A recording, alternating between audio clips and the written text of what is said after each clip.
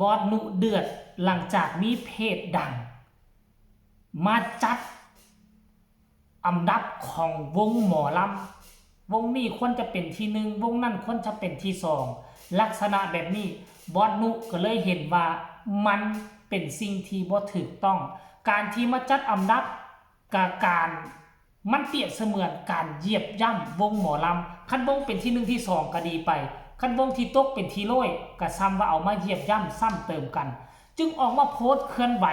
แต่ที่ไหนได้เพจดังกล่าวเข้ามาคอมเมนต์โต้เดือดงานนี้จะเป็นเท่าใดไปฟังพร้อมๆกันเลย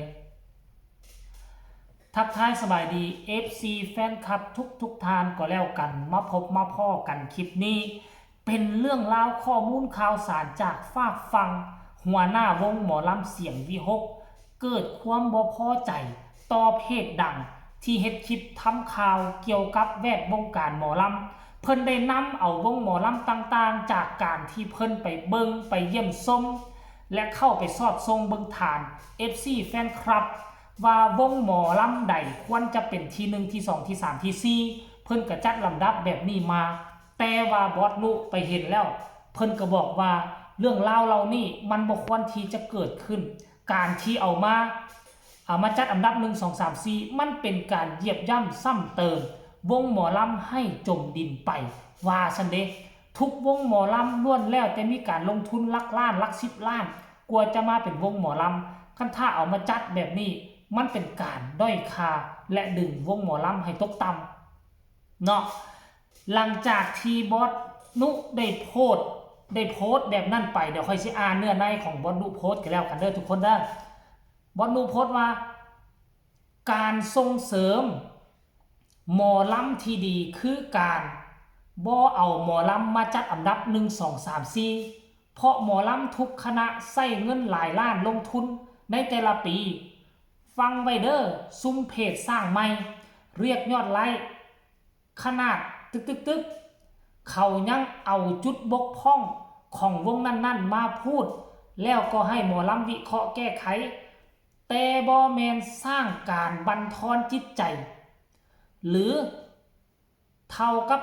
ดิสเครดิตความน่าเชื่อถือของวงหมอลำอื่นๆให้เจ้าภาพ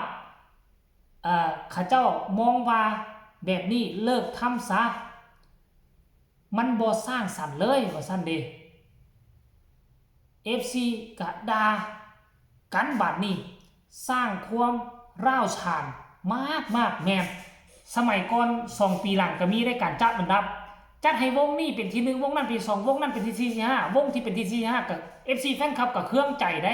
ออกมาถล่มคอมเมนต์เป็นหยังต้องให้วงนั้นเป็นที่1เป็นหยังวงนี้จึงได้เป็นที่4ที่5มันบ่ยุติธรรมนู่นนี่นั่นมันก็เกิดการทะเลาะวิวาทกันอยู่ในสื่อสังคมอยู่ในใต้คอมเมนต์อยู่แล้วหลังจากบอสนุโพสต์แบบนี้ก็มีเพจนึงมาคอมเมนต์ชี้แจงว่าแบบนี้เนาะทุกคนมันยาวแต่ค่อยสิพยายามอ่านเด้อตั้งใจฟังกันแล้วกันในฐานะบรรณาธิการข่าวตึกว่าซั่นนี่สื่อของวงการหมอลำซึ่งมีหลายเพจที่ทำข่าวเกี่ยวกับหมอลำกระแสข่าววงการแสดง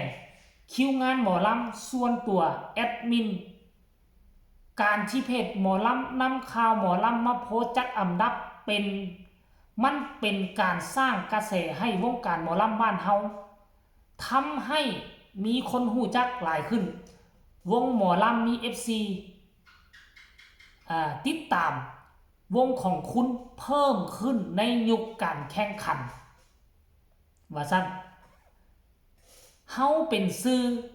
บ่ได้ไปดีเครดิตความน่าเชื่อถือของวงหมอลำแต่เป็นการสร้างกระแสสร้างแรงจูงใจให้วงการหมอลำด้วยซ้ำให้เกิดการพัฒนาวงในยุคการแข่งขันทางธุรกิจในยุคสมัยโซเชียลมีเดียวงหมอลำที่จะอยู่ได้ต้องพัฒนาให้มีมาตรฐานถูกใจเจ้าภาพยาวพยายามอ่านต่อวงนั้นจึงจะอยู่ในธุรกิจหมอลำได้ในปัจจุบันเพศหมอลำก็คือฟันเฟืองกันขับเคลื่อนวงการหมอลำบ้านเฮาน้ำพึ่งเรือเสือพึ่งปลา บ่ได้มาเฮียกยอดไลค์เนาะทำให้คนหูจักต้องสร้างกระแสความเชื่อต้องสร้างกระแสก่อนใช่หรือไม่การที่ทำให้แฟนหมอลำวงอื่นมาติดตามวงหมอลำเพิ่มขึ้นมันต้องสร้างกระแสแอดมินบ่ได้มาสร้างความขัดแย้งของวงการหมอลำแต่จะสื่อให้เห็นกระแสการพัฒนาวงการหมอลำบ้านเฮาค่ะหลังจากมีคอมเมนต์ตัวนี้มาตอบโต้เฮาก็ฮู้แหละเป็นเพจใดที่บอสนุกำลังเอ่ยถึงเนาะบอสนุก็แคปเอาตัวนี้แล้วมาโพสต์ถามความคิดเห็นของบรรดา FC แฟนคลับว่าการที่มาคอมเมนต์แบบนี้มันถูกต้องหรือบ่ถูกต้องแต่อย่างใดบอสนุได้มาโพสต์อีกว่าแบบนี้หมู่เจ้าคิดจังใดกับคอมเมนต์นี้ที่มาเม่นค่อยแต่ค่อยคิดว่าพยายามดึงแขนหมอลำวงนั้นๆเพื่อเหยียบหัวขี่คอวงอื่นๆให้สู่วงนั้นเด่นขึ้นมาทั้งที่หมอลำมีแต่พี่น้องพ้องเพื่อนกันปันให้แฟนคลับหมอลำวงเล็กวงน้อยหู้สึกไม่ดีมากกว่าว่าซั่นวิธีเสีย